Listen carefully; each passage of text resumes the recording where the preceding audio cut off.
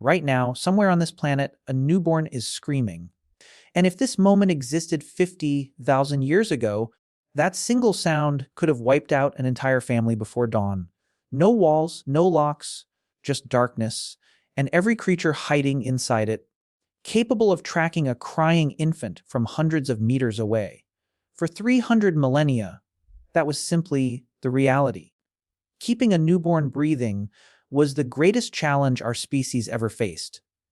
More brutal than tracking prey, more demanding than mastering flame, and nearly everything you've been taught about how our ancestors managed it is completely wrong. Your baby is the most helpless newborn creature on this entire planet. A foal stands and runs within an hour of birth. A young chimp locks onto its mother's coat and holds tight for survival. A human infant cannot even lift its own head, cannot flip itself over, cannot perform a single action to preserve its own life.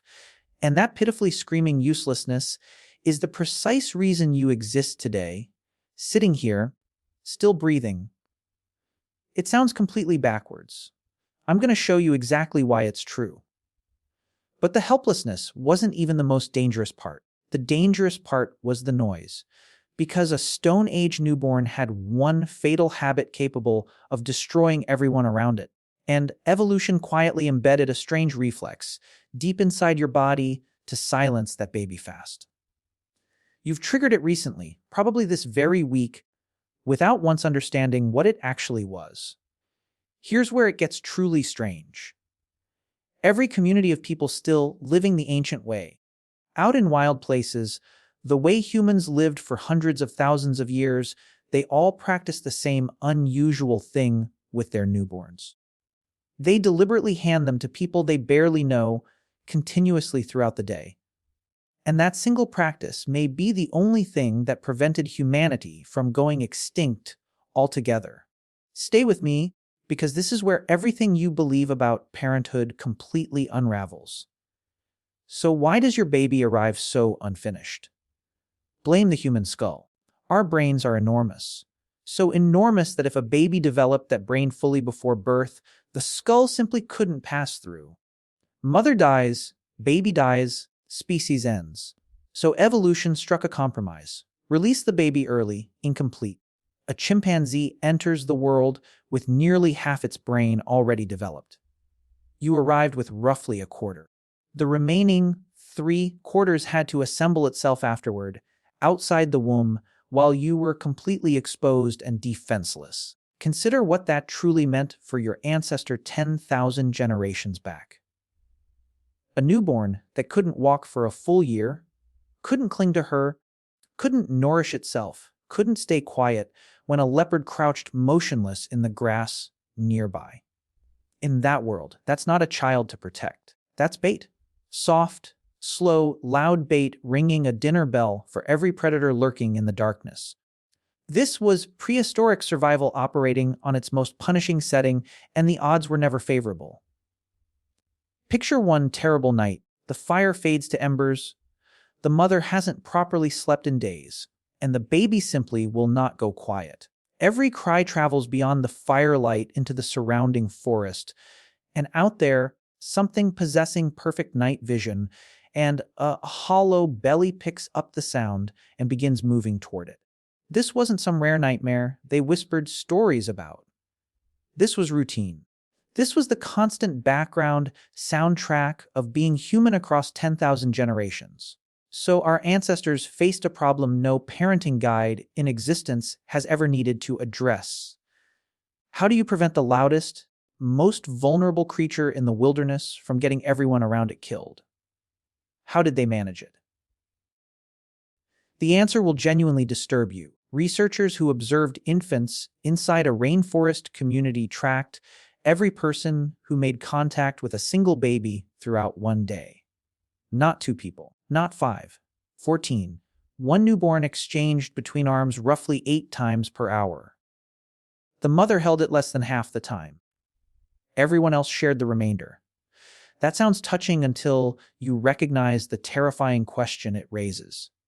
If the baby was constantly held by someone, who was actually responsible for keeping it safe? Because the answer is the complete opposite of what instinct tells you. Consider every other species of ape. They operate largely in isolation. A mother chimpanzee raises her young almost entirely on her own. Reach toward her infant, and she will remove your hand. Humans discarded that entire approach. We did something no other creature on Earth does. We raised our children collectively, not out of warmth and sentiment alone, but because attempting it alone was a guaranteed death sentence. That enormous brain demands constant fuel. Feeding it, protecting it, transporting it around the clock. No single depleted, half-starved mother could sustain that and survive. So she didn't have to. The entire settlement contributed. Aunts, grandmothers, older children, neighbors, women with no biological connection would nurse someone else's newborn from their own bodies without hesitation or explanation. And before your modern instincts start protesting, let go of the image in your head of a mother who would never allow a stranger to touch her child. That instinct is recent. Back then, a baby only one person could hold was a baby with a single catastrophic point of failure. One illness, one accident, one death, and that child was finished. So communities did the exact opposite of what feels safe to us now. They distributed the risk across the whole group. Every additional pair of hands was a form of insurance. The more people invested in your child's survival, the harder that child was to kill. Safety wasn't one fierce mother standing guard. Safety was numbers. And fathers weren't absent out hunting from sunrise to sunset either. In certain communities, men spent close to half their waking hours within arm's reach of their infants. More present than many fathers are today, hundreds of thousands of years ago. Let's dismantle a myth completely. We didn't come to dominate this world through physical strength. We have none. We're slow, unarmored, clawless, fragile. We prevailed because we did the one thing no other species would attempt. We carried the heaviest, most demanding, most costly infant in all of nature, and we carried it together. Which means the isolated little household of two parents managing everything themselves. That's not natural. That's brand new.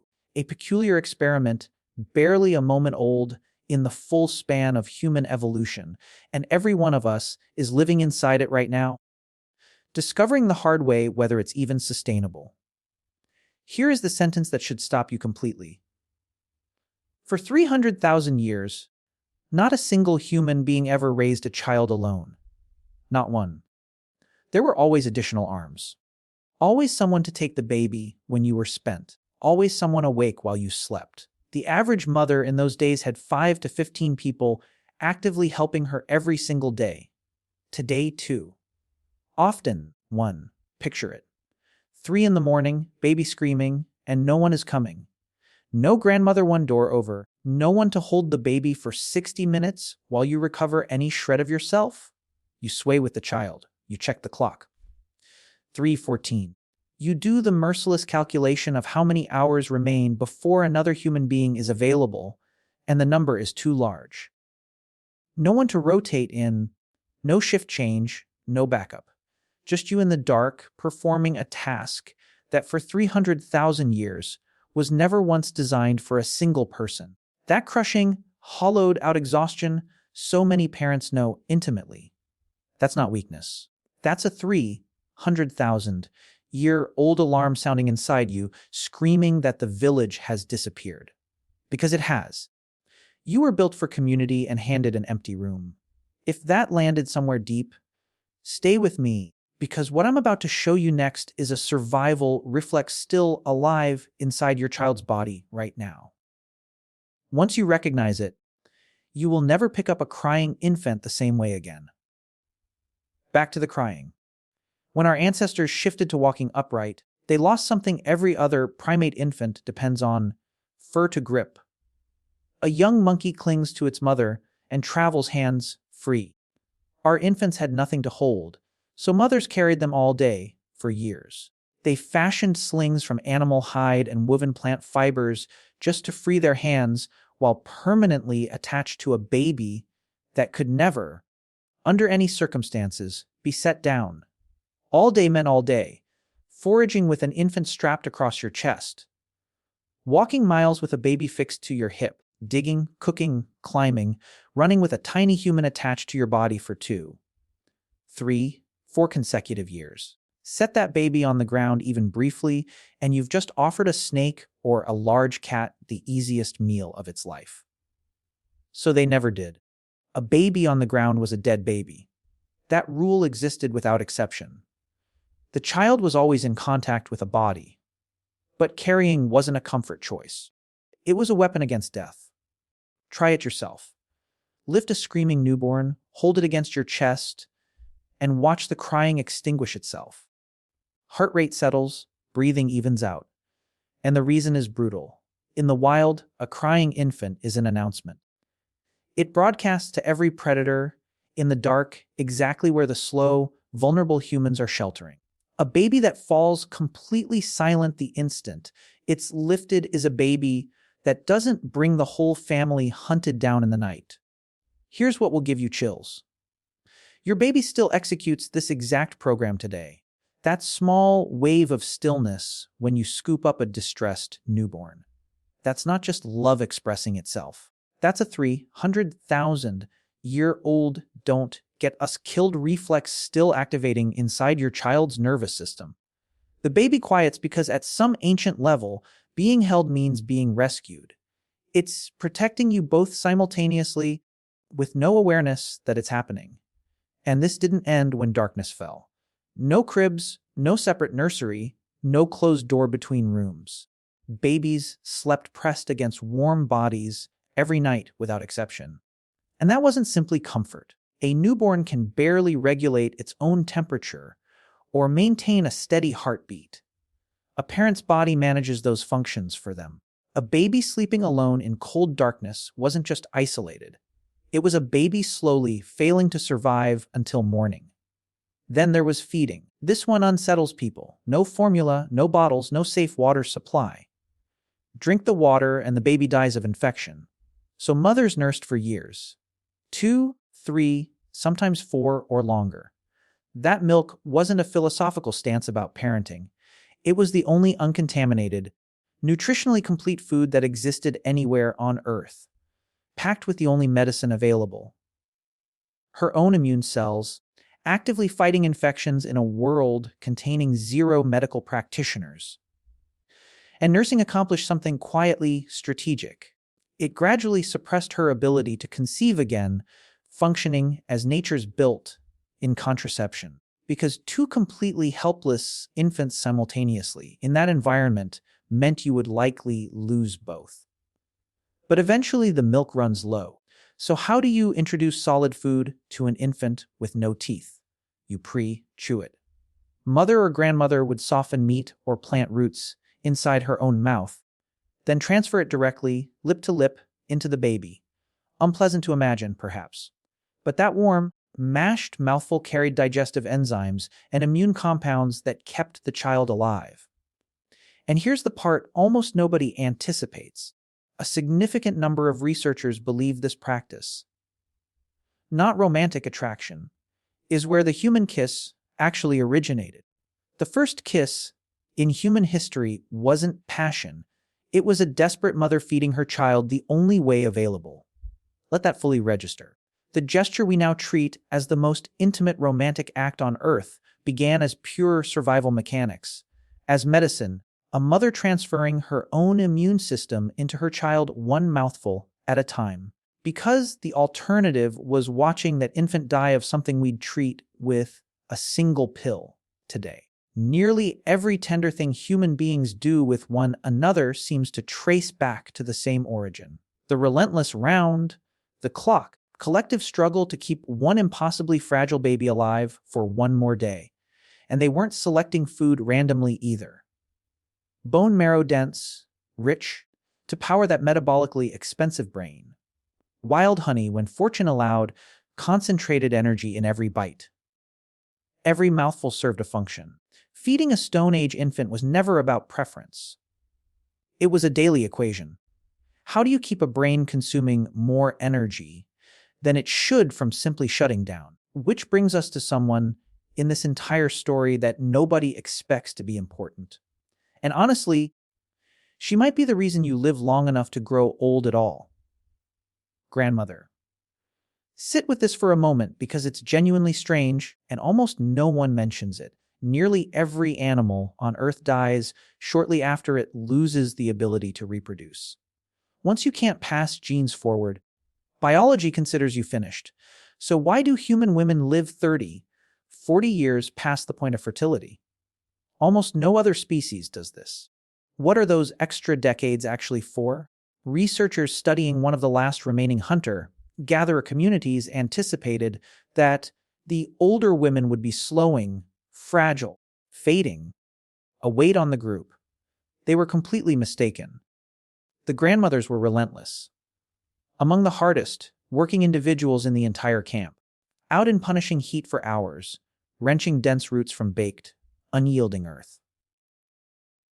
Food the young children could never extract themselves, and they fed every single mouthful directly to their grandchildren. Let's be clear about who these women actually were. Not gentle elderly figures resting comfortably. We're talking about women in their 60s outworking teenagers, returning to camp with more food than nearly anyone else, day after day, without rest and without exception. The toughest, most essential people in the entire group were precisely the ones every other species would have already eliminated. That's the entire secret. Grandmother feeding the older children freed the mother to carry and nurse the next infant sooner. More babies survived. More grandchildren made it. And grandmother's genetics, including whatever made her resilient enough to survive that long, moved forward into the future. That is why you are allowed to grow old. That is the arrangement your species negotiated. Let it settle. Those additional decades of life, all the years after your body stops producing children, may exist for exactly one reason, because a very long time ago, an old woman digging roots in the heat was the only barrier between a grandchild and starvation. Growing old isn't deterioration. It's one of the most sophisticated survival strategies our species ever developed. So here is where all of it converges. For 300,000 years, the question was never whether one person could raise a child alone. Everyone already knew that answer. No. The real question, the one that determined whether you would ever exist at all, was simpler and far more human than that. Did enough people care about this child to keep it alive? And for 300,000 years, around every fire on every freezing night, enough of them did. That's the complete answer. Not strength, not speed, not even the brain itself. Just enough people who cared. That is the sole reason any of us are here, which returns us directly to you. Quiet house. 3 a.m, the crib, the closed door, the silence. Every element of that scene is barely 100 years old. But your body, your instincts, that screaming infant in your arms, they are all still operating on 300,000 years of programming that simply assumed you would never, under any circumstances, be alone. You were never designed to do this by yourself. In the entire history of our species, nobody ever did. Until now. Read that once more. Until now. You belong to the very first generation of humans ever asked to do this the hard way. Alone, behind a closed door, with the village turned off. So if some nights it feels impossibly heavy, that's because it is. You are carrying something that was always intended to be carried by many. And if that reached you somewhere real, you need to see what came next. Because all of this carrying, sharing, feeding, surviving alongside each other didn't only keep infants alive. It restructured the human brain, forged the earliest genuine bonds between people, and gave rise to the very first human societies on Earth. That entire story is broken down in the video on your screen right now. Tap it. Your ancestors are waiting.